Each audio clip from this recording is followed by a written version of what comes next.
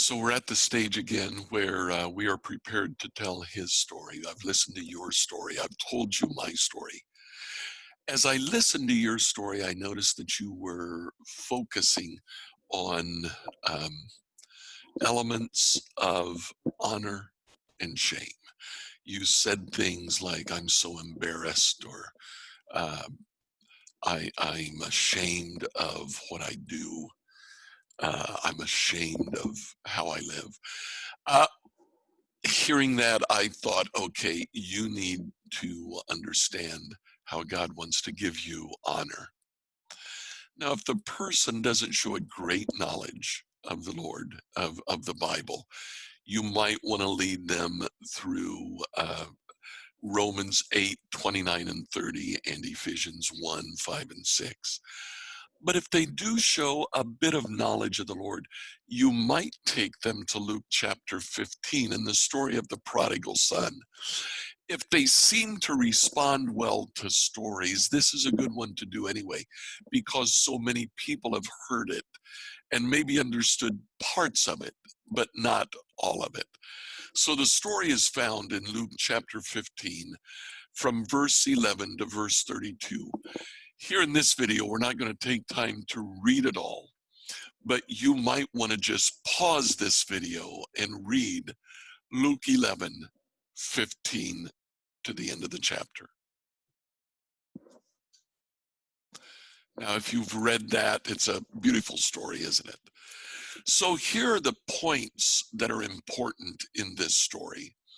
First of all, the man has two sons. That means that when he dies, his sons will receive his inheritance. There is an older brother and a younger brother. The older brother is to receive a double share of the inheritance. Since there are two of them, the father would take his possessions and divide it into three. The older brother gets 2/3, the younger brother gets 1/3. In the story, the younger brother says, I want my inheritance. This is tantamount to saying, I wish you were dead. I wish that I could receive my inheritance right now. Now, the father grants his request. The father gives him 1/3 of his possessions. He may have actually sold that third of his property, taken the money and given it to his younger son. He might have, in essence, taken all of the money that he had saved and given it to his son, in essence, buying that other third for himself and eventually what would be his older son. But the younger son walked away with cash, the cash equivalent of 1/3 of the inheritance. And he went far away. He went actually into a Gentile land. We see from what comes in just a little bit. And he spent it all. He spent it all in raucous living. He boozed it up. He partied every night. He uh, paid for hookers. He did all kinds of horrible things, and he ran out of money. And when he ran out of money, he ran out of friends. So now what was he to do? Basically, he hired himself out as a daily wage earner, the lowest of the low. In fact, he hired himself out to a pig farmer. That's because there was a pig farmer that we know this was Gentile land. And he began to feed the pigs. And as he was feeding the pigs, he snuck a little bit of their food for himself. He was so hungry. He began to sleep with the pigs because he had nowhere else to go. So what do you think? What is a man who lives with pigs, who eats with pigs, and who sleeps with pigs? He's become a pig. But one day he wakes up and says, even the slaves in my father's house had it better than this.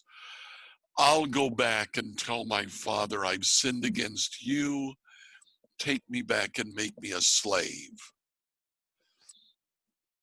he starts back, and as he comes close to his father's house, his father sees him at a distance. One of the things that this means is that his father always kept an eye out for his wayward son. And the son returns. And when he does, the father runs to meet him in the road. Meeting him, the son begins his speech. I've sinned against you and against God. And the father stops him. He doesn't want to hear anymore. He hugs his son. He says, come home, son. He takes him. He bathes him. He makes him up. He puts a new robe on him. He puts rings on his fingers. Now, according to the story, the older brother sees that and just doesn't understand. But the point of the story comes at the very end. The father says, look, my dear son, the older son, you've always stayed by me. Everything I have is yours. You are now the sole heir of all of my possessions. But we have to celebrate this happy day, for your brother was dead and has come back to life. He was lost, but now he is found. There's no reference to sin in this story outside of what the younger brother says about himself. This story is all about honor and shame. The younger son is totally shamed by the way he's living. He wants to come back to his father to live as a slave, to live in shame. But the father takes him, embraces him, and says, oh no, you are my son. Live like my son. At this point, ask them if they want to live like a son of God. And if they say they do, lead them in a very simple prayer in which they recognize how they have lived apart from God and brought shame on themselves, but recognize that God has kept an eye out for them. God has run to them to embrace them and to make them a part of his family.